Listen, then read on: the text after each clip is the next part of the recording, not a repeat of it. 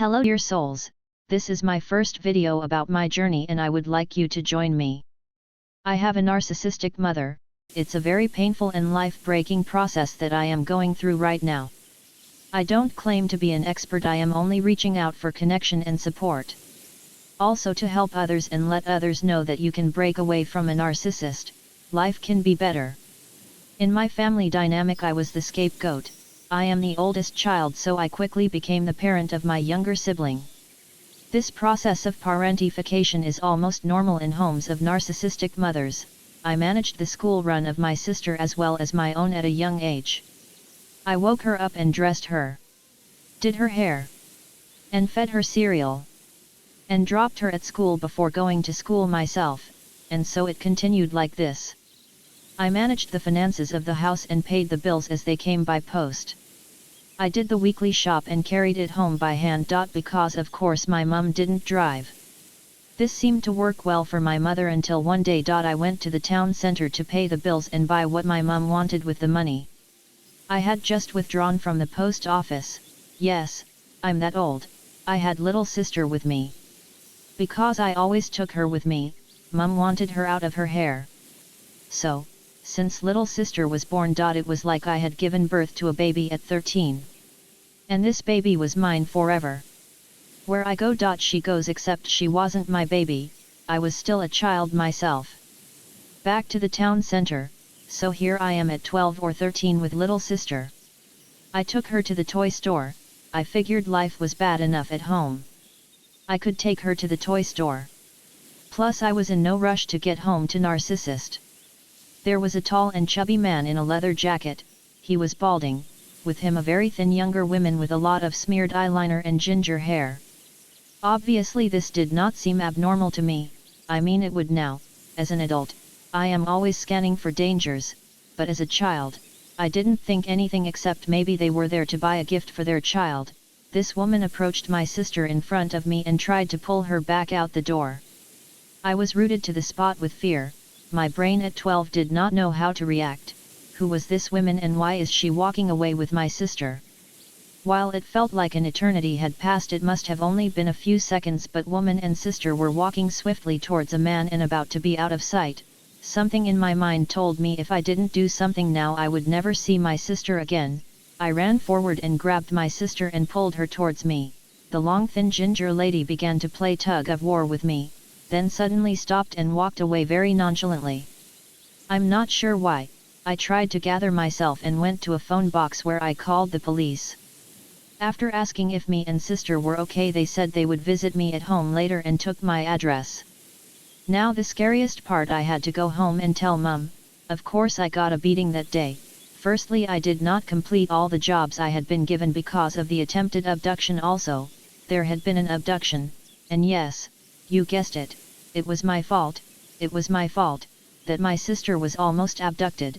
It was my fault that some adults could target two young children who were obviously alone. Yes, surely I was to blame for that. It was my fault I brought the police to the house. Of course it was. Mother told me in no uncertain terms that I would tell the police that she was with us at the time, that she had just popped to the shop across the way for a moment and would be back momentarily, probably bearing an armful of treats and sweets for us and about to swoop in and buy us toys to top it all off. The police bought this story, so all my heroism was ignored and also my fears or trauma from that experience could not be talked about. She never asked me once if I was okay, how I was feeling, if I needed anything after that. It's quite a traumatic experience even for an adult to have to face an abductor, never mind a child. She never showed one scrap of care or empathy. All I got for saving my sister's life was abuse. But that was my life, so nothing new. In reality, mum was in bed hungover because most nights she frequented the local nightclub, leaving me to look after my sister. Thank God nothing really bad ever happened, like a fire, or a break-in. We did live on a council estate. There nights she never came home at all. These days mobile phones did not exist, neither did the internet. So I would sit up all night crying into the morning thinking she was in trouble. In reality she had copped off with some man and gone home with him and slept in the next morning, coming home in the afternoon sometimes. It's a good job I could cook, isn't it? After being forced to lie to the police, this was when I realized that something is wrong here. I shouldn't be doing all these things and having parental responsibility of my 4-year-old sister. I just wasn't old enough to take on that responsibility. But in all honesty, I felt like the mother of my mother also, although she had an adult body and was the elder in terms of years. She was, and still is, so immature and so easily triggered. I spent my life walking on eggshells, because I was ruled by this adult toddler who was having eternal tantrum. I spent my life trying to appease her, fulfill her emotional needs, anything that upset her, lead to huge rant about how great her life was until I arrived. Now all her life was ruined. Her needs were all that was important. I didn't have time to be a child, or even appreciate the rite of passage that was growing up. I just had to make sure to spend my every waking hour, making sure that she was pleased and happy, that the house was clean, my sister wasn't getting under her feet and any other random thing that could upset her, so that I would not be abused that day, at least. So everything that was wrong with my mother's life was my fault. My birth ruined her life. Obviously. She didn't want me, and told me I was a mistake. I was not in touch with my birth father, as it seems that relationship broke down, not surprisingly. I grew up believing that I was the cause of the divorce, and neither of them wanted me. I was a burden, but I had to be in eternal gratitude to my mother for offering me care.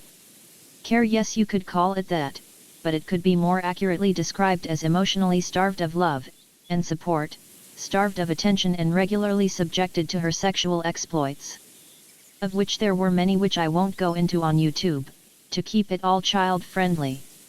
I discovered from my counselor, a few years ago, that exposing children to sexual activity is child abuse. Well, it's one more for the list. No big deal. Any disobedience, no matter how slight, was met with severe abuse of the mental, verbal, and physical kind. One of the worst beatings I ever had was when she would terrify me by screaming around the house that I was dead and how hard this beating would be. In terror, I put on as many clothes as possible. When I had 5 tons shirts on and 2 pairs of jeans, I sat crying in my room, waiting for the beating. I never imagined that she would appear so fueled on her own anger. Eyes wide and not blinking. In her hand she brandished a hammer while she sounded, like any banshee, she squealed about how dead I was, how much of a burden I was, and how she can't wait to get rid of me. The screams were joined by the sound of her smashing my bedroom door down. She liked to make an entrance, I guess. Now she came towards me as I screamed for her to please stop. Mummy, please stop. I could hear my little sister sitting on the top step in the hallway of our council house sobbing, because she was also afraid of the manic mother. So that was it.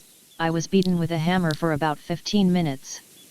She was right, all the extra clothes didn't protect me much. This is just one example of the many hundreds of beatings I received as a child.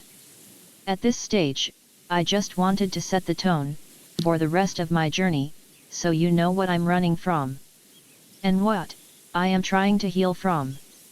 There are many fabulous people who help with narcissistic abuse. What I am trying to document here is how to actually walk from abuse to freedom. Reading a book is amazing, but I want to create a video journal here of how it actually looks to be in abuse and moving to freedom and all the obstacles in between. So if you want to join me on this journey, please like and subscribe. Your support is appreciated.